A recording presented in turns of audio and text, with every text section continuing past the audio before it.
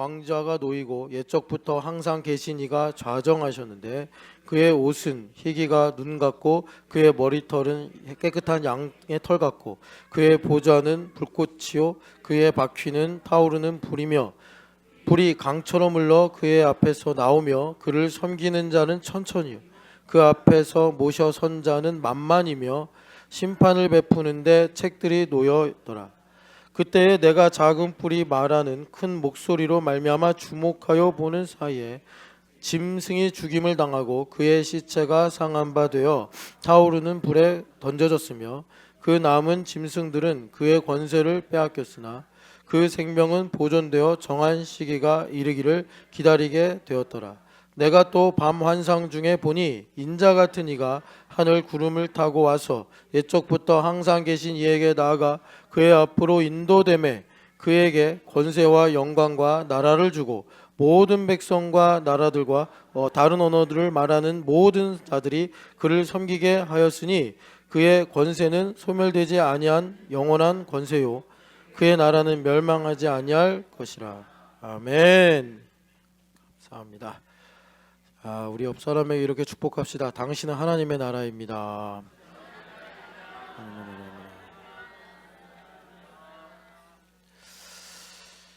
하나님의 나라다. 여러분 이 말이 좀 이해가 되십니까? 이해가 좀 어려울 수 있는 게 나라라는 의미, 개념을 우리가 좀 성경하고 다르게 갖고 있는 것 때문에 그래요. 그 이유는 우리가 현대인이기 때문에 그렇습니다. 옛날에는 나라다 그러면 영토, 뭐 국민, 백성 뭐 이런 거보다 통치가 제일 먼저 떠올랐어요. 그래서 우리가 하나님의 나라다 그러면 하나님의 통치 자체다 이렇게 의미하는 거구나 이해하시면 좋습니다. 그래서 나를 통해서 하나님께서 이 어둠의 세상에 통치를 베푸시는구나. 오늘 말씀이 하나님 나라에 관한 말씀인데 방금 전에도 이제 우리 주말 캠프 아이들이 참 추운 날 북한산도 다녀왔다 그렇게 말씀을 드렸어요. 이게 요번에 그 2월 말에 이제 설악산을 갈 건데 이번에는 설악산에 내설악으로 갈 겁니다. 내설악으로 가면 좀 눈이 많아요. 외설악보다. 외설악도 많은데 여하튼 그래가지고 백담사로 해가지고 봉정암을 지나서 소청에서 하루 자고 그리고 이제 내려오는 일정인데 그 두 가지 길이 있어요. 그 오세암에서 봉정암으로 가는 거기가 무슨 계곡인데 제가 좀 기억이 안 나는데 하여튼 그 계곡길이 되게 험합니다. 가파르고 옛날에 그 김찬양 집사님이 우리 교회 등록하기 전에 그 찬미자매 연으로 등산을 따라왔어요. 따라와가지고 그때 나리자매한테 반해서 그렇게 이제 정착을 하게 된 겁니다. 그런데 그때 그 험한 길로 갔다가 그 119에 구조를 요청했습니다. 구조를 요청한 적이 있었는데 이게 뭐 길을 헤매서가 아니고 그때 시간을 잘못 계산해서 그때 그런 적이 있었는데 그 길로 안 가고 완만한 길로 가서 그래서 소청에서 하루 자고 오려고 하는데 그 아웃리치를 대비하는 훈련으로 이번에 북한산 다녀왔어요. 고생이죠. 고생이에요 우리 아이들. 그런데 왜 이런 일을 하느냐. 물론 뭐 건강해야겠고 또 우리 아이들이 하나님 만드신 자연도 경험하면서 그리스도인의 인격으로 성장해야겠지만 가장 그 중요한 것이 가장 중요한 건 아니고 그 중에 하나가 이제 우리 아이들이 살아갈 다음 시대를 위해서입니다. 다음 시대.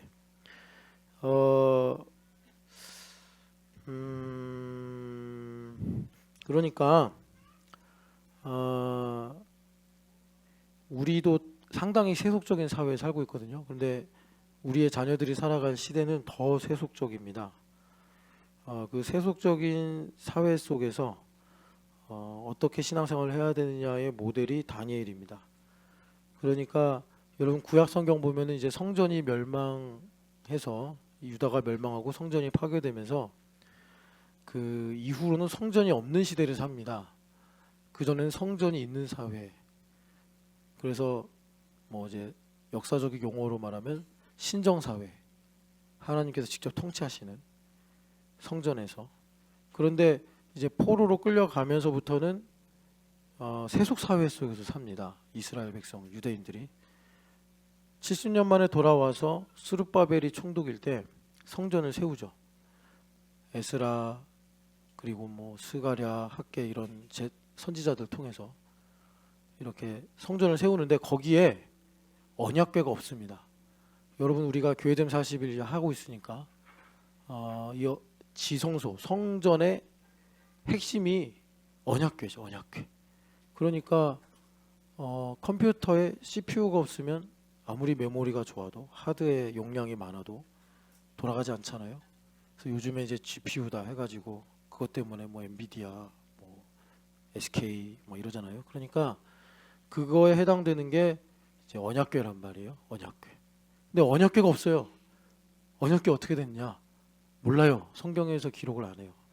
그 성전이 불탈 때 분명히 거기 언약궤가 있었는데 전승에 의하면 예레미야 선지자가 어디다 감춰놨다. 그래가지고 여러분 인디아나 존스 3편에 그게 나오는 거예요. 언약궤를 찾아가지고 그래서 그 언약궤가 없는 성전은 사실은 이제 하나님께서 하나님 중심을 가르쳐 주시려고 거점으로 그렇게 명령하셔서 짓게 한 성전이지 과거 솔로몬 성전 그리고 모세 성막과는 좀 차원이 다릅니다. 그래서 이제 헤롯 성전까지 오잖아요. 헤롯 성전이 있을 때 예수님께서 이 성전을 헐라 할 때 그것이 헤롯이 세운 성전이 아니라 바로 예수님의 육체를 가리킨 것이다. 그래서 점점 하나님께서 사람들의 마음과 생각을 바꾸시면서 이제 건물이 아니라 사람이. 그런데 여기서 이제 중요한 거는 여러분 내가 성전이 아니라 우리가 성전인 겁니다. 나는 그 성전의 일부예요. 이걸 꼭 극복하셔야 됩니다. 내가 성전이다. 그래서 지금 우리가 이제 3부 교회됨이다라고 말씀하는데 이 교회됨이 뭐냐? 예수님과 인격적 관계다.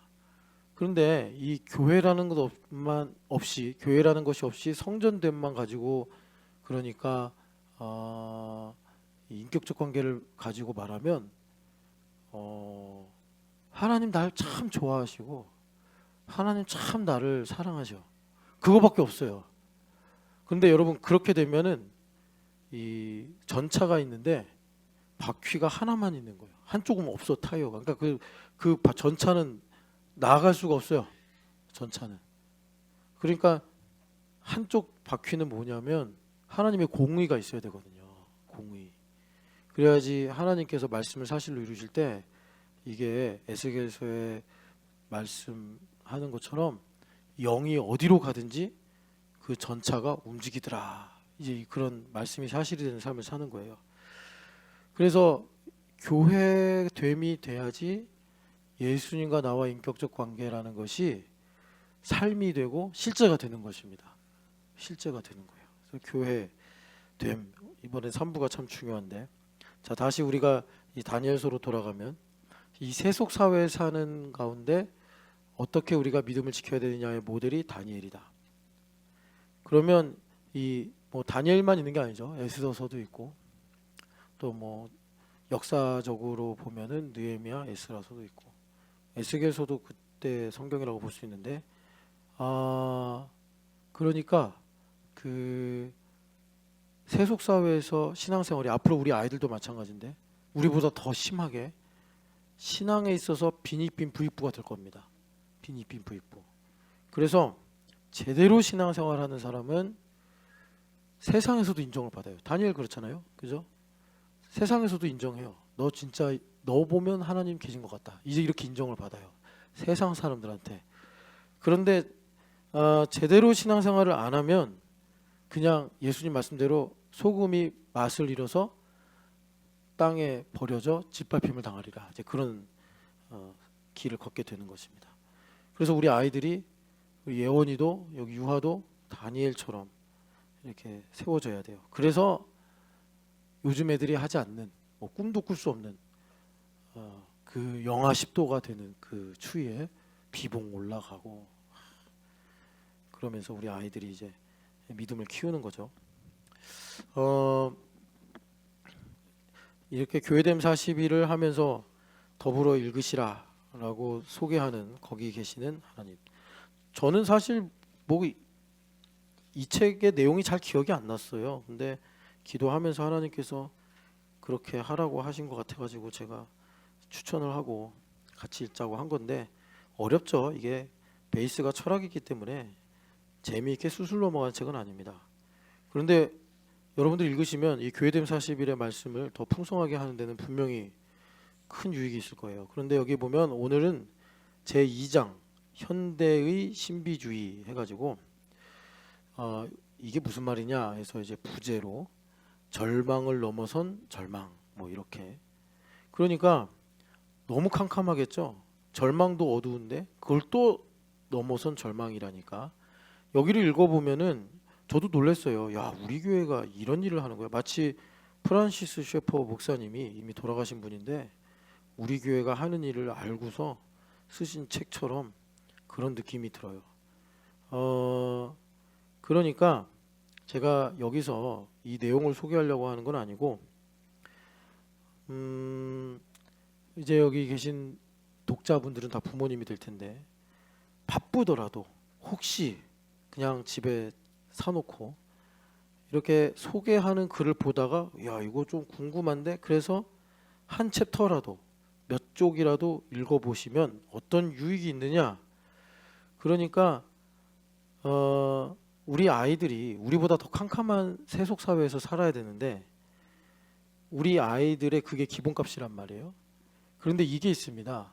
부모와 자식 관계 속에서 부모가 이제 이런 내용을 이해하고 신앙생활을 하면은 예를 들어 우리 온유가 아니라 시온이가 엄마가 이 책을 읽어요. 아, 그래서 우리 교회가 인격적 관계의 실제를 추구하는 것이 참 하나님께서 예비하신 일이구나라는 것을 알고 참 그 부분에 대해서 전보미 수사님이 감사하고 기뻐하고 말씀을 사모하잖아요.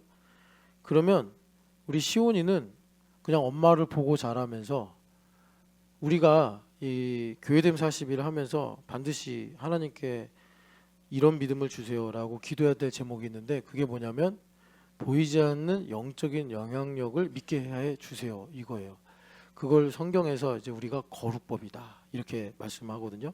그러니까 거룩법에 의해서 시온이가 그 캄캄한 흑암 세상 속에서 믿음으로 살아가는 것을 감각적으로 익힙니다. 그러니까 얘는 뭐 이 책을 읽을 필요가 없다 이런 게 아니라 이 책을 읽어도 이 책의 가치와 의미를 알려면 뭔가 본인이 또 경험하고 또 어느 정도 시행착오를 해야 되잖아요. 이제 그런 과정 없이 시온이가 엄마의 거룩법의 영향력 때문에 절망을 넘어선 절망의 시대 속에서 하나님을 믿으며 살아가는 것이 무엇인지를 깨닫고 아는 영적 감각을 갖게 되더라라는 것입니다. 이제 그런 게 다니엘이 그 이제 1차 때 유다에서 끌려갔잖아요. 1차 때 에스겔도 끌려가고 다니엘도 끌려가는데 1차 때는 하여튼 그 귀족들 중에 아, 이 녀석 바벨론의 관리로 쓰면 좋겠다 해서 이렇게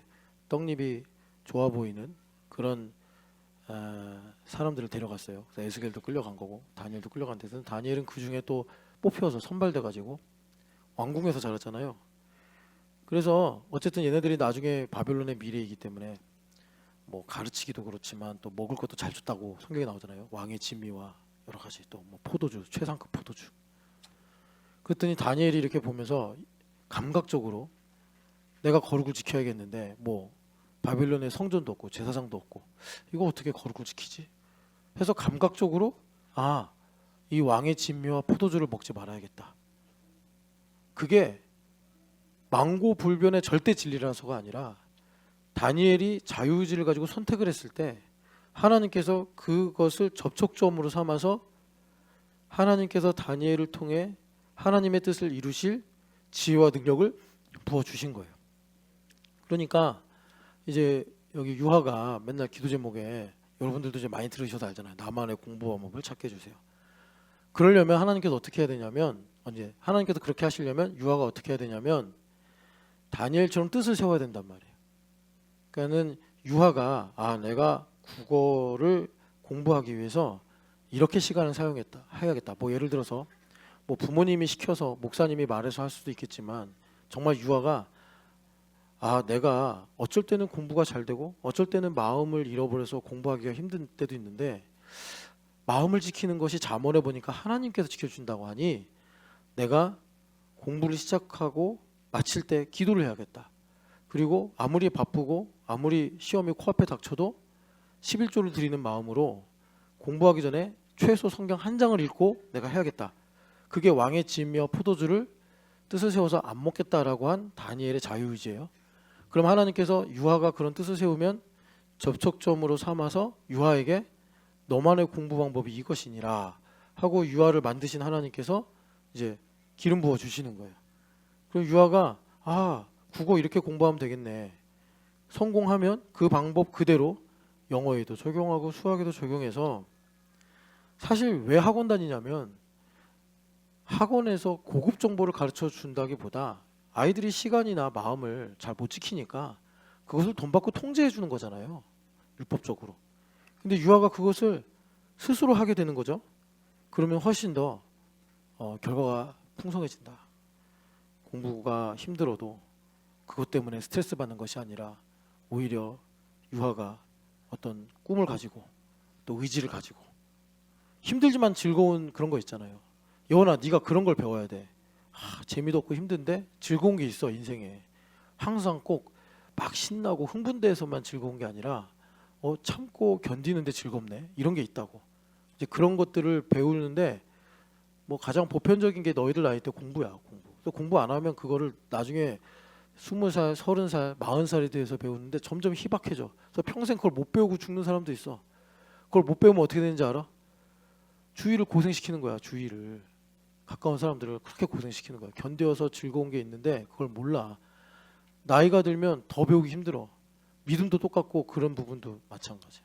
그러니까 너희들이 그냥 남보다 공부 잘하려고 열심히 공부하는 게 아니라 이걸 통해서 물고기 잡는 법을 배우는 거구나 이렇게 생각하라고. 알겠어요, 정유아 씨? 그래서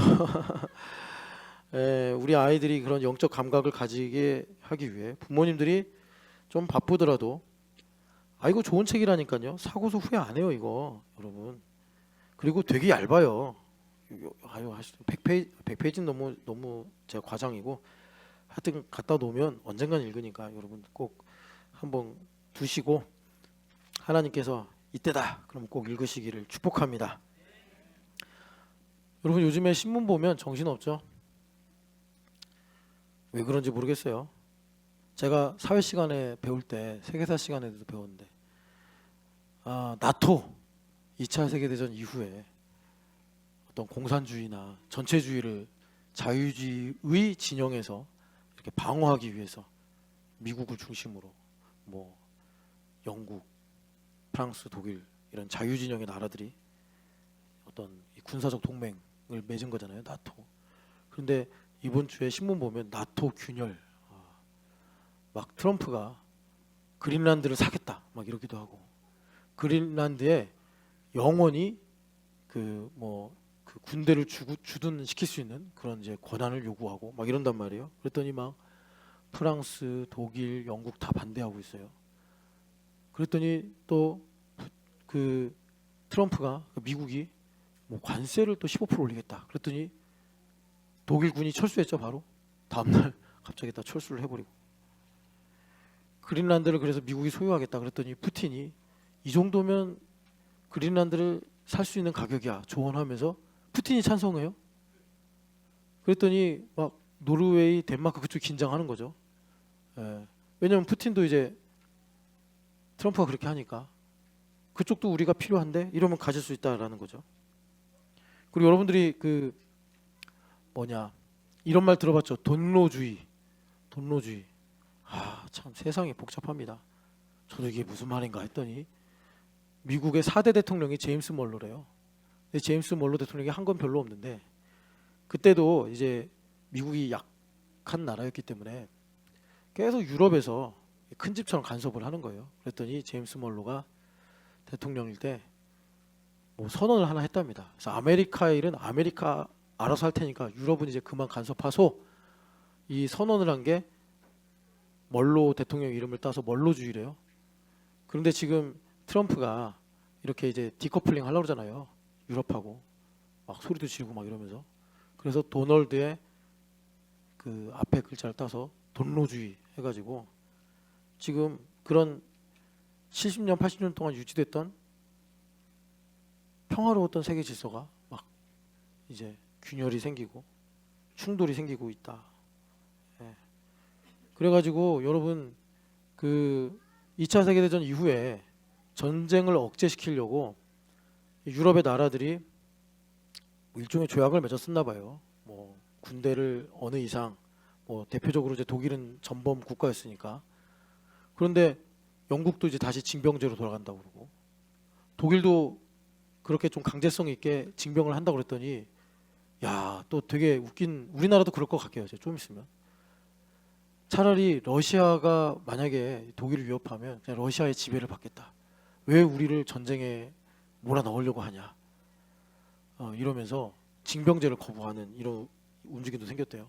그러니까 우리나라도 그럴 수 있는 거예요. 북한이 내려오는데 그냥 내려오게 해.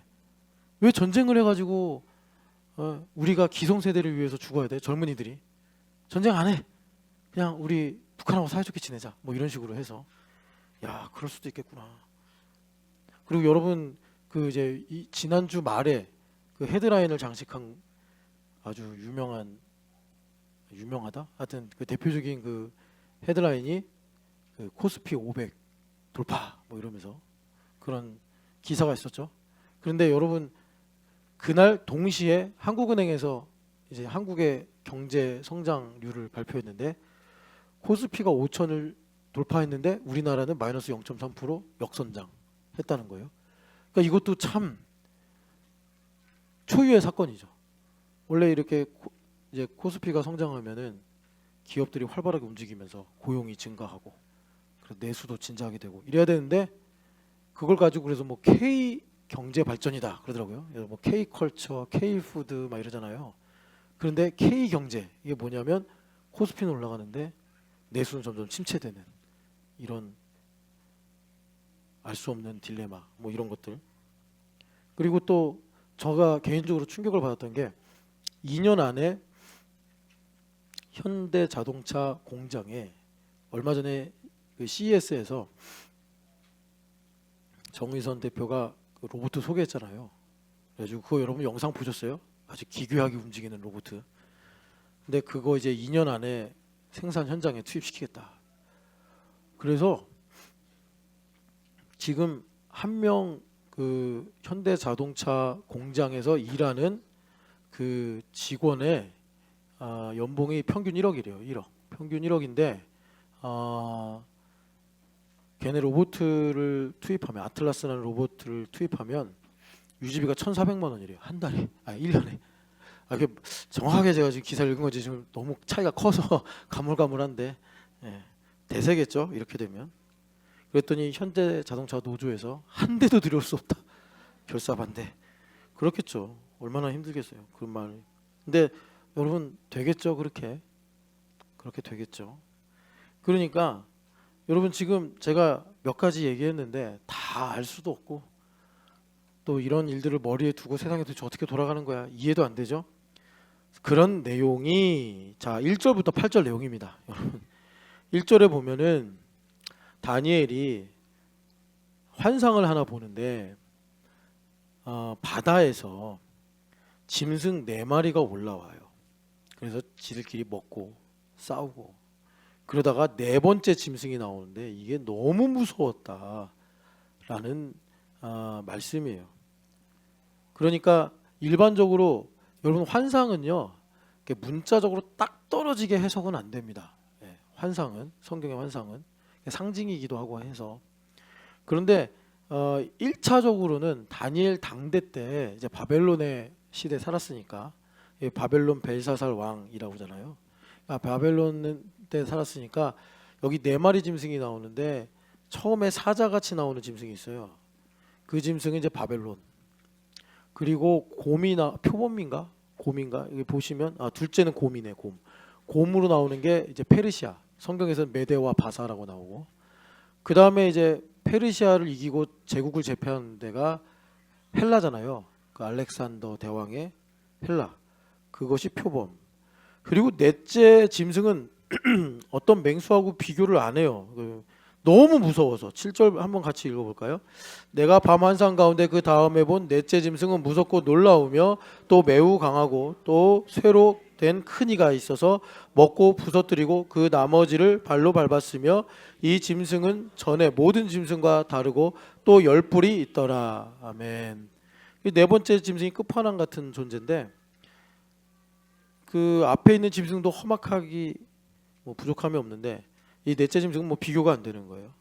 아마 로마가 아니겠느냐 뭐 이렇게 이제 봐요. 그런데 이제 그걸로 끝난 것이 아니고 이것이 역사 속에서 제국의 흥망성쇠로 반복이 되면서 이 짐승이 네 번째 짐승이 마지막에 이제 하나님을 대적하고 적그리스도 같이 교회를 핍박하는 그런 실체가 될 것이다. 이렇게 이 환상을 이제 우리가 보죠. 그래서 여기 나오는 짐승은요. 여기 나중에 다니엘이 기도를 합니다. 그래가지고 해석을 해달라고 하니까 15절 이하에 17절 같이 읽어보겠습니다. 내 큰 짐승은 세상에 일어날 내 왕이라 이렇게 이제 말씀을 해요. 그래서 여러분 짧게는 바벨론부터 로마의 이 제국의 역사를 하나님께서 이렇게 한 페이지로 보여주신 거구나라고 보시면서 동시에 이런 제국의 부침이 하나님과 교회를 대적하는 여기 보니까 왕이라고 나오잖아요. 왕 혹은 국가, 군화 이렇게 이제 보면 되겠습니다. 그래서 여러분 그 호모 사피엔스인가요? 그 유발 하라리 그 하라리 유발 하라리 이제 유태인인데 이 사람 동성애자 빡빡이 그죠?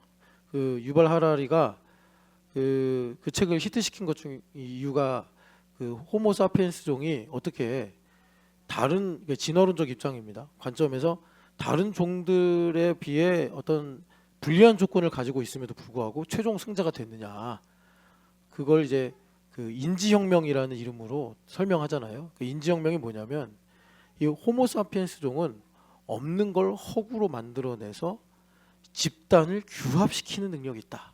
이제 이렇게 다 가상인데 진짜처럼 이제 우리에게 들리죠. 설득력이 있으니까.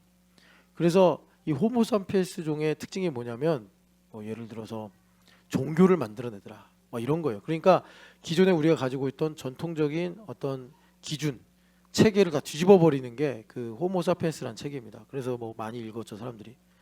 그래가지고 그 종교처럼 없는 걸 만들어낸 게 뭐냐? 국가다 그래요. 그래서 국가라는 없는데 그런 개념을 하나 만들어내 가지고 뭐 애국심을 호소하고 뭐 이제 체계를 만들고 그래서 다른 종들을 정복하고 최종 승자가 된 거다. 뭐 이런 식으로 이제 설명을 해요. 국가라는 건 그런 게 아니고 여기 보면은 자 이제 짐승에 대해서 좀 우리 자세히 봅시다. 7장 보면은 짐승이 어디서 나오느냐 3절 같이 읽어보겠습니다. 큰 짐승 넷이 바다에서 나왔는데 그 모양이 각각 다르더라. 아멘. 네. 자 여러분 성경은요 여러 번 반복되는 게 있고 중첩되는 게 있어서 그런 것들을 가지고 이런 이제 환상이나 상징을 보면은 우리가 좀 더 이해할 수 있는데 2절에 보면은 먼저 이 환상의 시작이 하늘의 네 바람으로 나옵니다. 그래서 바람은 하나님의 명령에 순종하는 천사로 많이 성경에서 등장을 해요. 그래서 여러분 여기 네 짐승 네 바람 이렇게 나오죠. 3이나 7은 하나님 나라 하나님의 통치를 상징하고요. 넷 이것은 이제 우리 동서남북 이렇게 말하잖아요. 세상을 상징하는 수입니다. 그러니까 네 바람은 하나님께서 이 세상을 통치하시는데 하나님의 명령을 듣고 순종하는 천사다 이렇게 생각하시면 돼요. 그런데 이 천사가 큰 바다, 이 바다는 성경에서 처음부터 끝까지 세상, 혼돈, 하나님을 대적하는 세력으로 성경에 많이 언급이 되는 상징이에요. 그래서 큰 바다로 이제 몰려 불더니 그러니까 이 말은 뭐냐면 하나님께서 이 짐승을 만드셨다 이런 게 아니고 이 짐승을 만드는 바다조차도 하나님의 통치 아래에 있다 이걸 이제 보여주는 겁니다. 그래서 이 바다가 뭘 만들어내냐면 보통 우리가 이제 성경에 보면은 바다 아래 깊은 깊은 곳에 용이 살고 있다 그러잖아요. 뭐 그런 것처럼 바닷속에서 큰 짐승 넷이 나와요. 여러분 바다는 아까 말씀드린 대로 하나님을 대적하는 혼돈의 세력이다 이렇게 보시면 됩니다. 그래서 짐승 넷을 만들어내는데 이 말씀이 나중에 계시록에도 똑같이 나와요. 그래서 계시록 한번 보시겠어요? 계시록 12장을 보면은 자, 여러분 세계관을 확장시켜야 됩니다. 예전에 한번 합당하신 하나님에 관한 내용으로 말씀을 전했는데 뭐 어떤 분들은 좀 어렵다고 그러고 그래서 제가 좀 설명을 카톡방에 올렸더니 전일준 집사님만 아멘 하더라고요. 나머지 분들은 관심이 없는가. 여하튼 이거 모르면 상당히 인생이 곤란해집니다. 여러분 17절 12장 17절 읽어보겠습니다. 용이 여자에게 분노하여 돌아가서 그 여자의 남은 자손 곧 하나님의 계명을 지키려고 예수의 증거를 가진 자들과 더불어 싸우려고 바다 모래 위에 서 있더라. 아멘. 우리가 영적인 안목을 열어서 배경을 봐야 된다 이러잖아요. 자, 우리 나리 자매가 저기 서 있는데 나리 자매가 이제 조금 있으면 또 시연이도 커서 초등학교를 보낼 거란 말이에요. 그럼 이 아이를 어떻게 키울까 생각도 하고 계획을 세우겠죠. 그럴 때 영적인 안목이 열려야 된단 말이에요. 영적인 안목이 안 열리면 자기는 잘 선택하고 정말 시연이를 사랑해서 선택을 했는데 그게 오히려 시연이와 자신에게 불리한, 그러니까 하나님과 관련이 없는 그런 계획을 세울 수도 있단 말이에요. 영적인 안목을 열어야 되는데 영적인 안목을 여는데 도움이 되는 말씀들이 많이 있어요. 성경에. 그 중에 하나가 이런 겁니다. 17절. 그러니까 용이 뭐죠? 여러분 그 위에 읽어보시면 알겠지만 사탄이에요. 그래서 그 위에 7절 보면 하늘에서 전쟁이 있었는데 우리가 이사야서 14장이나 에스겔서 28장 보면은 천사장이었던 그 천사가 하나님의 영광을 탐해가지고 쫓겨나죠. 이제 그 내용을 좀 묘사를 한 거예요. 그래서 미가엘과 싸워서 그 용과 그를 따르는 3분의 1의 천사들이 이제 하늘에서 쫓겨나죠. 땅으로 떨어진 거예요. 그래서 9절에 보면은 큰 용이 내쫓기는데 그 놈이 사탄이다. 천하를 꿰는 자다. 땅으로 쫓겨났다. 그래서 이 내용을 우리가 유다서 1장 6절에 타락한 천사, 위치와 처소를 떠난 천사를 하나님께서 흑암에 가두셨다. 그 부분이에요. 여기 9절이. 그래서 사탄만 쫓겨난 게 아니라 여러분 나중에 제가 지금 성경 장절이 생각이 안 나는데 계시록에 보면은 하늘의 별의 3분의 1도 함께 떨어졌다라고 말씀합니다. 그래서 이 졸개들도 같이 이제 따라 내려온 거예요. 그런데 이제 17절 우리가 읽었잖아요. 17절을 보면은 이 사탄이, 여자는 이제 교회입니다. 교회에게 분노해. 이제 시기 질투죠. 그래가지고 이 교회와 싸우려고, 이 교회가 이제 여자의 남은 자손이다 이렇게 말하는 거예요. 여자다라고 하면 우리가 이제 이미지로는 마리아 할머니를 떠올리는데 뭐 그렇다고 해서 우리가 캐톨릭에서 성모 마리아 뭐 이런 식으로 이제 신격화는 안 합니다. 근데 얼마 전에 캐톨릭에서 성모 마리아 교리 틀렸어라고 공개적으로 말했어요. 그러니까 여러분 더 이상 이제 캐톨릭 사람들한테 너네들 성모 마리아 뭐 믿잖아 뭐 이런 식으로 하면 무식한 사람입니다.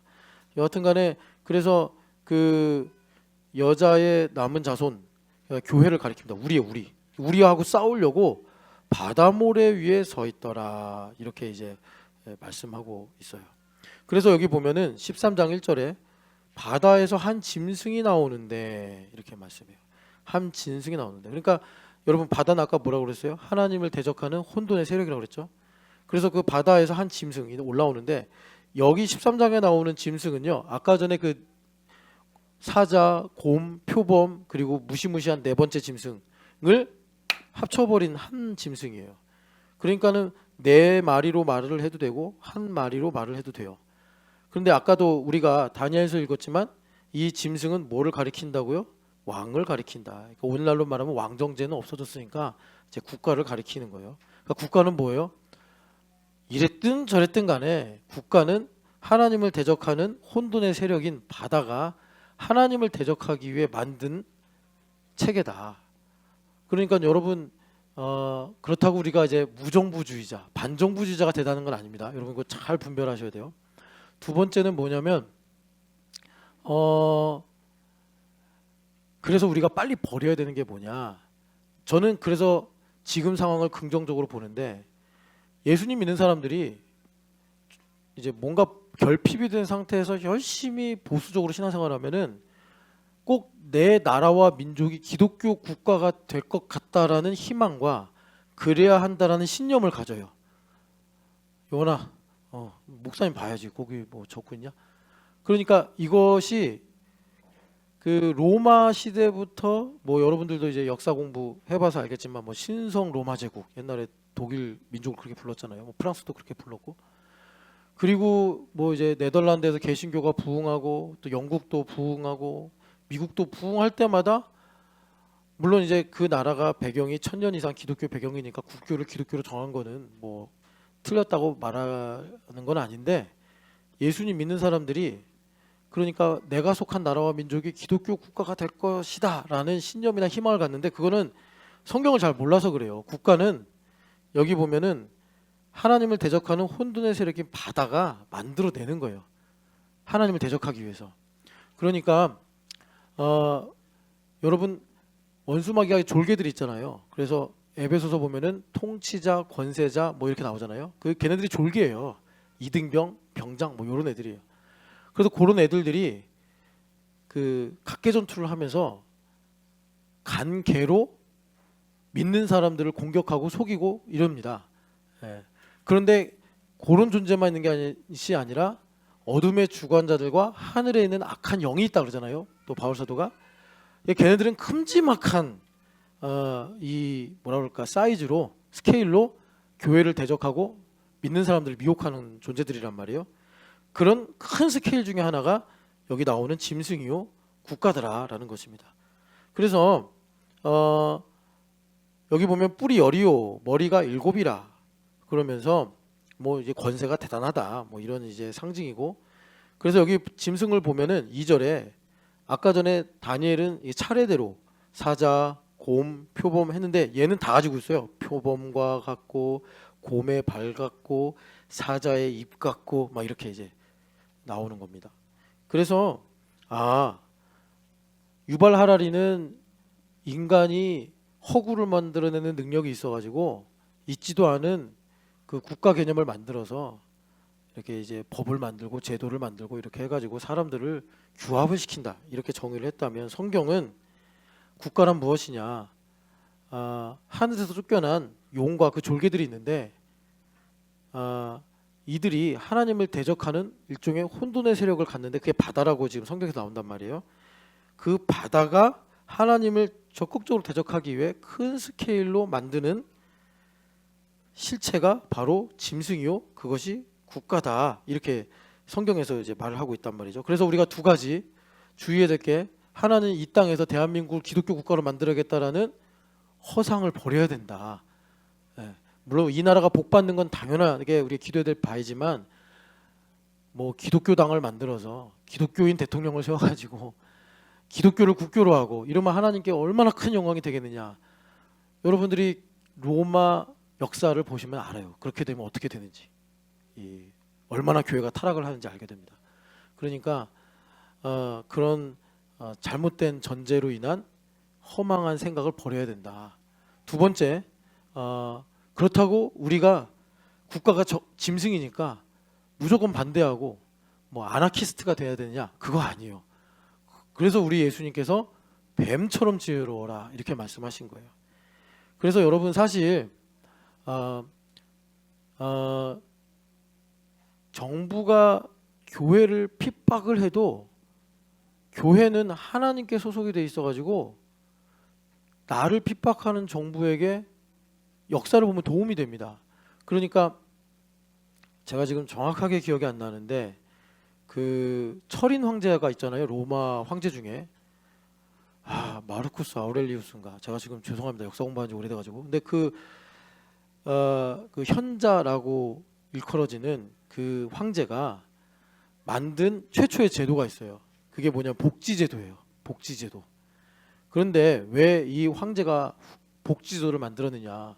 정말 로마 백성들을 사랑하고 정말 지혜로워서 이렇게 앞서가는 생각으로 복지제도를 만든 게 아니라 기독교를 효과적으로 핍박을 해야겠는데 기독교가 잘하는 걸 우리가 더 잘해서 기독교가 선한 영향력을 미치지 못하게 해야겠다 해가지고 기독교인들이 구제하고 섬기는 것을 모방해서 로마가 따라한 게 그때 만든 그 복지제도예요. 그러니까 기독교를 핍박하고 교회를 핍박하려고 하는 잘못된 동기임에도 불구하고 소금이요 빛인 교회는 로마 사회에 계속해서 긍정적인 영향력을 미치는 거예요. 그래서 나중에는 콘스탄티누스 황제가 로마를 이렇게 보면서 야, 이 로마가 이제는 이 존립의 위기 가운데 있는데 이 로마의 정신을 어떻게 다시 일으키냐. 지금 우리나라도 그런 거거든요. 우리나라도 지금 정신에 이 힘이 다해서 이 나라가 얼마 전에 일론 머스크가 그랬잖아요. 한국 잘 나간다. 뭐 한국이 뭐 K컬처다 이러는데 몇 년이라 2050년만 되면 한국 끝이야. 소멸되는 거 몰라? 일론 머스크는 이렇게 수학적으로 탁탁탁 결론을 갖고 가더라고요. 그러니까 정신이 다한 거예요. 그 콘스탄티누스 황제가 야 그러면 이 로마의 이 운명을 어떻게 다시 살리지? 해가지고 대안으로 찾은 게 기독교였단 말이에요. 사실 구한말 일제시대도 마찬가지 아닙니까? 조선이 참 잘 세워진 나라예요. 초반 200년까지. 그런데 이제 임진왜란 겪어가면서 계속 이제 하향세를 내려가죠. 그래가지고 결과적으로 나중에 이제 고종 때 보면은 양반이 40%, 일 안 하고 놀고 먹는 사람이 40%란 말이에요. 빈익빈 부익부가 극단적으로 간 거예요. 그래서 우리 선교사님들이 와가지고 젊은이들한테 왜 일을 안 하냐? 일을 하면 10분의 6이 다 세금으로 뜯겨 나간다는 거예요. 여러분 그 이준익 감독인가요? 자산오보 보면 잘 나와 있죠. 얼마나 세금을 악랄하게 뜯어갔는지. 그때가 정약용 그 형제들이 있던 시대니까 여러분 조선 말기라고도 할 수 없는데 그때 이미 사람들이 그 수탈하는 것 때문에 지금 우리나라도 이제 비슷해 텍스 포비아 막 그러잖아요. 여하튼간에 그래서 콘스탄티누스 황제가 이런 기독교 영향력을 인정해서 뭡니까 그 공인을 하게 되고 로마를 다시 이렇게 인공호흡을 해서 되살리잖아요. 그래서 동로마 제국이 서로마 제국보다 더 오래 가는 이런 길을 열었는데 그러니까 아나키스트가 되자 이 얘기가 아니라 우리가 영적인 배경을 보고 뱀처럼 지혜롭게 우리가 선택하고 길을 찾아서 일단 하나님께서 우리를 이 땅에 살게 하시니까 우리의 삶을 잘 아름답게 지켜야 되며 나아가서 이제 하나님 나라의 통치가 우리를 통해 나가도록 해야 된다라는 것입니다. 그래서 이제 한 가지 그 제가 아까 전에 지금의 상황을 긍정적으로 본다는 건 뭐냐면 우리나라도 그런 게 있어요. 하나님께 받은 은혜가 크다 보니까 보수적인 신앙을 가지고 계신 분들 중에 많은 분들이 그러니까 이 나라가 기독교 국가가 돼야 된다라는 그런 어떤 소망, 순수하긴 하나 지혜롭지 못한 그런 소망을 가지고 있는데 이런 것들이 이제는 이 시대가 너무나 빠르게 변하고 있고 너무나 혼란스럽기 때문에 정확한 믿음의 고백을 가지고 우리가 어떻게 살아야 되는지 이 세속사회 속에서 다니엘처럼 정확하게 포지셔닝을 해야 된다. 이제 이런 얘기입니다. 그래서 그 왜 그러면 기독교가 2000년이나 지나는 동안 이 알러지 같은 기독교 국가를 세우고 싶다라는 이 생각을 못 버리느냐? 왜 못 버리냐면 그러니까 콘스탄티누스 황제가 그 313년에 기독교를 공인했어요. 그리고 이 황제가 로마의 전통적인 종교, 태양신을 섬기는 그 전통적인 종교의 제사장 역할도 하면서 계속 교회 사이에 이제 불일치 이런 일들이 생기니까 자기의 권력으로 그런 갈등과 다툼을 조정하는 어떤 이 역할도 또 권력이 있으니까 그 수행을 했어요. 그러니까 황제가 쉽게 말해 주일 예배 나오기 시작한 겁니다. 그러니까 황제 이하의 뭐 장군들, 재력가들, 귀족들 다 이제 교회로 와야겠구나. 그러니까 여러분들이 저기 밑에 가면은 그 사도적 기독교 그 책이 있거든요. 그거 보시면 좀 알 수 있는데 300년 동안 많은 고난과 핍박 속에서 정말 이 복음의 능력, 이 순수한 믿음을 잃지 않고 살았던 교회가 313년이 지나가자마자 얼마나 급속도로 타락을 했는지 거기에 이제 자세하게 나와 있어요. 그러면서 기독교가 이제 로망처럼 갖는 게 뭐냐면, 하나님 대한민국이 천년 왕국처럼 되게 하옵소서, 미국이 천년 왕국처럼 되게 하옵소서. 이런 사실 겉으로 말하면 되게 좋게 들리는데 속은 뭐냐면, 이 속성, 우리가 죄인이기 때문에 죄성이 있잖아요. 세상을 사랑하는 거예요. 그리고 우리가 이 땅에서 그런 명분으로 이제 타협을 하게 되는 것입니다.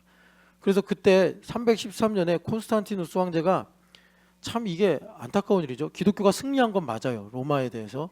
근데 원수마귀도 가만히 놀고 졸고 이러지만 않거든요. 그 녀석도 일을 하거든요. 그래서 그때 맛본 돈과 권력의 맛을 교회가 쉽게 잊지 못해요.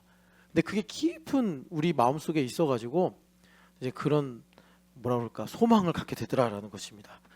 그런데 자, 제가 왜 이야기를 하냐면, 그런 마음을 우리가 회개하고 정확하게 지금 성경 말씀이 가리키는 대로 보지 않으면, 아까 전에 제가 두서없이 신문에 한 주간에 썼던 헤드라인을 다 여러분들하고 나눴는데 정신없잖아요. 그동안 올바름이라고 여겨졌던 것들이 틀린 게 되고, 그동안 기준이라고 생각했던 것들이 허물어지는 이런 상황 속에서 우리가 소금과 빛으로서 정확한 포지셔닝이 뭐냐라는 걸 찾아가기 위해서 먼저 지금 하나님께서 다니엘을 통해서 그리고 사도 요한을 통해서 짐승이라는 게 있는데, 이 짐승이 교회를 대적하려고 바다에서 올라오고 있다라는 단순한 꿈 같은 상징으로 우리에게 지금 말씀하고 계시단 말이에요. 그런데 우리가 이 말씀들을 이렇게 연결시키다 보니까, 이 짐승은 국가고 세상의 공중권세 잡은 자가 통치하는 실체구나. 그래서 이것들이, 그러니까 여러 가지 뭐 전쟁을 하든지 아니면 뭐 경제적으로 잘 살든 못 살든 여러 가지 일들을 하면서 교회를 그리고 하나님의 백성들을 핍박하는구나. 이걸 이제 우리가 볼 수 있다라는 것입니다. 그래서 국가는 본질이 뭐냐? 본질이 사탄이 만든, 용이 만든 세상 나라 짐승이다라는 것입니다. 다시 그래서 다니엘서로 돌아가겠습니다. 다니엘서 7장 21절을 보면은, 뭐 여러분 이게 따뜻하고 감동적인 설교는 아니지만 이걸 알아야지 우리가 각자 삶의 자리에서 무엇을 기뻐해야 하며 무엇을 우리가 슬퍼해야 될지를 정확하게 알고 갈 수 있습니다. 안 그러면 계속 조삼모사처럼 속아요. 21절 22절 같이 읽겠습니다. 7장 21절 22절. 내가 본즉 이 뿔이 성도들과 싸워 그들에게 이겼더니 옛적부터 항상 계신 이가 와서 지극히 높으신 이의 성도들을 위하여 원한을 풀어주셨고 때가 이름에 성도들이 나라를 얻었더라. 아멘. 자, 여기 보면은 성도들의 성도들과 더불어 싸워서 짐승이 이겼대요. 이거 엄청 절망적이죠. 짐승이랑 싸웠는데 성도가 졌어요. 자, 다니엘서 12장 보면 결론부에 또 이와 같은 말씀을 하시는데, 12장 7절 말씀을 같이 읽어보겠습니다. 내가 들은즉 그 세마포 옷을 입고 강물 위쪽에 있는 자가 자기의 좌우 손을 들어 하늘을 향하여 영원히 살아계시는 이를 가리켜 맹세하여 이르되, 반드시 한때 두때 반때를 지나서 성도의 권세가 다 깨지기까지니. 아멘. 그렇게 되면 이 모든 일이 다 끝나리라 하더라. 아멘. 자, 여기서 여러분 이건 꼭 알고 넘어가야 돼서 제가 말씀드릴게요. 이 성도의 권세가 다 깨진대요. 그리고 짐승과 성도들이 싸우는데 우리는 보통 그러면 성도들이 이겨야 된다고 생각하잖아요. 근데 성도들이 져요. 짐승이 이겨요. 네. 그리고 여기 이제 12장 7절에 보면 한때 두때 반때가 나오는데, 3년 반입니다. 한때 1년, 두때 2년, 반때 반년. 그래서 3년 반이에요. 성경에 보면은, 자 여러분 요거 좀 정리할게요. 애매할 수 있으니까 한때 두때 반때, 그러니까 여러분 그 교회 시대를 일컬어서 7년 대환란 이렇게 성경에서 말씀하거든요. 그 중에 3.5년을 가리키는 거예요. 3.5년. 이걸 달수로 계산하면 42달이고요. 일수 한 달을 30일로 말하면 1260일입니다. 그래서 같은 기간인데 이렇게 성경에서 다르게 불러요. 그래서 42달이라고 부를 때는 어떤 날이냐면 계시록 11장을 한번 보세요. 계시록 11장 2절 말씀 같이 읽어보겠습니다. 성전 바깥 마당은 측량하지 말고 그냥 두라. 이것은 이방인에게 주었은즉 그들이 거룩한 성을 42달 동안 짓밟으리라. 아멘. 그러니까 성소 바깥에 이 뜰을 하나님께서 측량하지 말라고 그래요. 그러니까 측량을 하면 하나님께서 불성벽으로 보호하시는 건데, 그러니까 하나님께서 보호 안 해주신다는 거예요. 이게 교회 시대입니다. 그래서 이방인들, 아까 그 짐승의 이제 연장선에 있는 사람들이에요. 그들이 그 성전의 뜰을 짓밟는다. 얼마나 짓밟느냐? 42달 동안 짓밟는다라고 말씀하고 있습니다. 자, 그리고 그 42달이 또 어디 나오냐면 13장 5절 말씀을 같이 한번 읽어볼까요? 13장 5절 보면 같이 읽어보겠습니다. 또 짐승이 과장되고 신성 모독을 말하는 입을 받고 또 42달 동안 일할 권세를 받더라. 아멘. 그러니까 42달은 여러분 이방인들이 짓밟는 기간이고, 그리고 짐승이 하나님을 대적하도록 허락받은 기간이에요. 그러니까 교회 입장에서 말하면 핍박 기간이에요. 고난당하고 핍박받는 기간. 그게 42달이에요. 자, 그러면 12장을 한번 보세요. 계시록 12장을 보면은 6절 같이 읽어보겠습니다. 그 여자가 광야로 도망하매 거기서 1260일 동안 그를 양육하기 위하여 하나님께서 예배하신 곳이 있더라. 아멘. 자, 42달을 30일로 말하면 1260일인데 그때가 언제냐? 교회를 하나님께서 양육하시는 때다. 광야에서 양육하시는 때다. 광야 하면 이제 우리가 모세의 40일, 40년을 생각하죠. 40년 동안 하나님께서 이스라엘 백성들 양육하신 거예요. 물 마시게 하고 만나를 주셔서. 그래서 그들이 어떻게 됐죠? 여러분 신명기 읽어보면 그들의 마음이 낮아지고 겸손해져서 마음의 할례를 받아가지고 여호와를 사랑하게 했다. 여호와를 사랑하게 됐다는 것은 찬송가 가사처럼 주의 음성을 들으니 내가 기뻐하는 말일세. 예, 하나님의 음성을 들으면 우리는 원래 죄인이라서 40일 하면서 말씀을 선포하면 아우 힘들어 피곤해 나 못하겠어 왜 이 교회는 왜 이렇게 계속 40일을 하는 거야 막 이런 생각이 들 수 있는데, 아니면 40일 하면서 여러분 말씀이 역사하면요 물론 좋은 일도 있어요. 우리가 영적인 안목이 안 열리면 안 좋은 일만 다가와. 우리 애들이 건강하고 부부가 이견 없이 서로 원만하게 지내고 나도 회사에 적당히 잘 다니고 이런 일들이 참 내가 돈을 내고 가져야 된다면 이거 천문학적인 돈들이거든요. 여기 제가 가끔씩 이제 연대 왔다 갔다 지나가면서 어린이 병동, 저도 옛날에 한 1년 넘게 입원했던 곳인데 저기에요 어린아이들 중에 아픈 애들 너무 많아요. 우리 아이들 좀 건강해서 저기 지우소녀 계속 장난치고 떠들고 그러잖아요. 방금 전에 시온이도 엄마 옆에 있다가 요즘에 조금 이제 커가지고 자유해져서 아주 긍정적이에요. 열심히 놀으라고 그래. 열심히 놀으라고 그래. 엄마 껌딱지에서 이제 벗어나야 되는데 건강하니까 저렇게 노는 거예요. 건강하니까. 우리 규은이 예준이 건강하게 커서 이제 중학생 되는 거 아니에요? 이거를 몇 억을 주면은 얘네들이 이렇게 건강하게 잘 클까요? 얼마나 건강해요? 그러니까 이렇게 잘 이거 감사해야 돼요. 졸더라도 건강하니까 좋은 거예요. 얘가 만약에 막 우울해가지고 엄마 나 수면제 먹어야 돼 이러면 얼마나 힘들겠어요. 예배 시간에도 자고 공부도 자고 여러분 이거 얼마나 감사한 일이에요. 근데 그러니까 이제 무슨 말이냐면 우리가 이런 것들 다 그냥 당연한 줄 안다고. 이번에 신의학단에 뭐 은혜라는 찬양 당연한 건 줄 알았어. 근데 당연한 게 아니란 말이에요. 그러니까 하나님께서 이제 우리가 교회됨 40일 하면은 우리에게 힘들고 어려운 일도 주시는데 그런 것들은 여기 보면 양육하시려고 주시는 거예요. 하나님 선하시다고. 너희도 악하지만 떡을 달라 할 때 돌을 안 주지 않냐. 아이들이 엄마 고기 먹고 싶어요. 뱀을 갖다 주지 않지 않냐. 하물며 하나님께서 너희들 힘들게 하려고 어렵고 힘들게 하겠냐. 뭐 이렇게 말씀하시잖아요. 양육하시는 기간, 자 시간이 많이 가니까 제가 더 안 찾고 양육하시는 기간이다 그럴 때는 자 1260일 원수마귀가 교회를 핍박하고 박해하는 기간. 그러니까 이게 지금 중첩인 거예요. 원수마귀는 사탄은 시기질투 때문에 교회를 박해해요. 핍박해요. 아니면 미혹을 해요. 그런데 하나님은 그것을 놀랍도록 뒤집으셔가지고 우리를 마음의 할례를 주시고 생명을 얻게 하시는 양육 기간으로 삼더라라는 것입니다. 예. 그래서 그럼 이제 마지막 성도들의 권세가 깨지고 성도들이 짐승과 싸워서 진다 그러잖아요. 그게 무슨 말이냐? 여러분, 지는 것 같이 보이는 거예요. 정확하게는 왜 지는 것처럼 보이냐면 우리의 싸울 것은 혈과 육이 아니에요. 엄밀하게 말하면 우리가 싸울 것은 김정은도 아니에요. 물론 이제 제가 만약에 외교부에 일하거나 통일부에 일하거나 아니면 제가 그런 이제 그 현직에 있으면 이제 제가 다르게 말하겠지만 저는 이제 목사잖아요. 엄밀하게 말하면 성경 말씀대로 그대로예요.